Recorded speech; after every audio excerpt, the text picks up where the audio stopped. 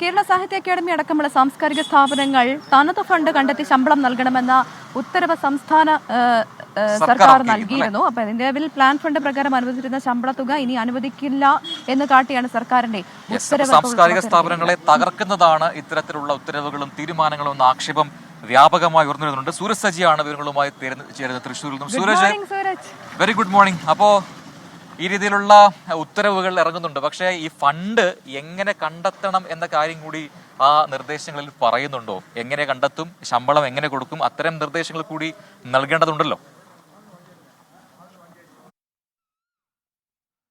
Prajin, Pravitha, good morning. എന്തായാലും ഇതുമായി ബന്ധപ്പെട്ടുകൊണ്ട് ഏറ്റവും പ്രധാനപ്പെട്ട കാര്യം ഒരു തനത് ഫണ്ട് കണ്ടെത്തി പ്രവർത്തിക്കേണ്ട സ്ഥാപനങ്ങളല്ല ഇതെന്നുള്ളതാണ്. എന്താണോ ഈ സ്ഥാപനങ്ങൾ തുടങ്ങിയ സമയത്ത് ലക്ഷ്യം വെക്കുന്നത്, ആ ലക്ഷ്യത്തെ അട്ടിമറിക്കുന്ന ഒരു ഉത്തരവാണ് ഇപ്പോൾ സർക്കാരിൻ്റെ ഭാഗത്തു നിന്നുണ്ടായിരിക്കുന്നത്.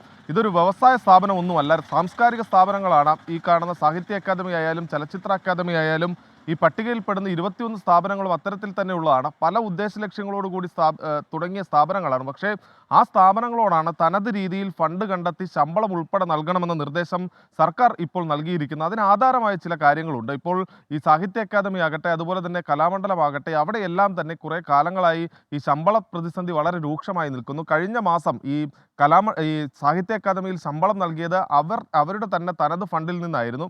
കലാമണ്ഡലത്തിലേക്ക് വന്നു കഴിഞ്ഞാൽ തുടർച്ചയായി ശമ്പളം വൈകുന്നു. ഇതേ തുടർന്ന് സമരം തന്നെ നടത്തേണ്ട ഒരു കാര്യത്തിലേക്ക് കാര്യങ്ങൾ പോകുന്നു. അതുപോലെ തന്നെ ഈ ബാലഭവനുമായി ബന്ധപ്പെട്ടുകൊണ്ട് അവിടെയും ഈ ശമ്പളം വൈകാത്തതിനെ തുടർന്ന് ഈ മാസങ്ങളായി ശമ്പളം കിട്ടാത്തൊരു സാഹചര്യം നിൽക്കുന്നു. അതോടൊപ്പം തന്നെ ഈ പെൻഷൻ അടക്കമുള്ള കുടിശ്ശികകൾ, അതോടൊപ്പം ശമ്പള വർധന, ഇതെല്ലാം തന്നെ സർക്കാരിനെതിരെ കോടതിയിൽ കേസായി തന്നെ എത്തുന്ന ഒരു സാഹചര്യമുണ്ട്. അങ്ങനെ സർക്കാരിനെതിരെ തുടരെ ഈ സാംസ്കാരിക സ്ഥാപനങ്ങളിൽ നിന്ന് ഈ ശമ്പളവും കുടിശ്ശികയും ആവശ്യപ്പെട്ടുകൊണ്ട് ഈ കേസുകളടക്കം എത്തുന്ന പശ്ചാത്തലത്തിലാണ് ഇപ്പോൾ ഈ തനത് ഫണ്ട് കണ്ടെത്തി പ്രവർത്തിക്കണമെന്ന ഉത്തരവ് സർക്കാർ ഇറക്കിയതെന്നുള്ളതാണ് ഈ ഉത്തരവിൽ തന്നെ പറയുന്നത്.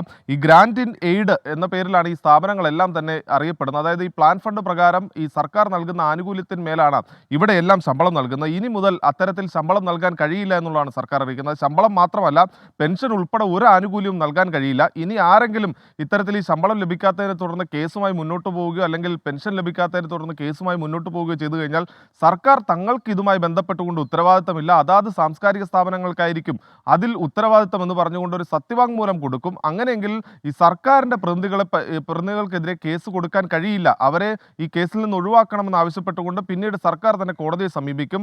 വേണമെങ്കിൽ ഈ സാംസ്കാരിക സ്ഥാപനങ്ങളുടെ മേധാവിക്കെതിരെ കേസ് കൊടുക്കാം എന്നുള്ളതാണ് പറയുന്നത്. എന്തായാലും ഈ സാംസ്കാരിക സ്ഥാപനങ്ങളുടെ ലക്ഷ്യത്തെ തന്നെ അട്ടിമറിക്കുന്നതാണ് നിലവിൽ പുറത്തു വന്നിരിക്കുന്ന ഉത്തരവ്. പ്രജിൻ, പ്രവിത. ശരി. യെസ്, അപ്പോൾ എന്തൊക്കെ തീരുമാനങ്ങളാണ് സർക്കാർ എടുക്കുന്നത്? ഈ രീതിയിലുള്ള സാംസ്കാരിക സ്ഥാപനങ്ങൾ വർഷങ്ങളായിട്ടുള്ളതാണ്, നമ്മുടെ പെരുമയുടെ കൂടെ ഭാഗമാണ് സാഹിത്യ അക്കാദമി പോലുള്ള സ്ഥാപനങ്ങൾ. അപ്പോൾ അവർക്ക്, അവിടുത്തെ ജീവനക്കാർക്ക് ശമ്പളം സർക്കാർ നൽകില്ല, സ്വന്തമായി ഫണ്ട് കണ്ടെത്തണം എന്നൊക്കെ പറയുന്ന തീരുമാനങ്ങൾ അത് എങ്ങനെയാണ് എന്നുള്ള നിർദ്ദേശം കൂടി സർക്കാർ മുന്നോട്ട് വെക്കുന്നതാകും പ്രതിഷേധം അറിയിക്കുന്നത് തന്നെയാണ്. ആ രീതിയിലുള്ള പ്രതിഷേധം, ആക്ഷേപങ്ങളൊക്കെ മറുഭാഗത്ത് ഉയർന്നു വരുന്നുമുണ്ട്.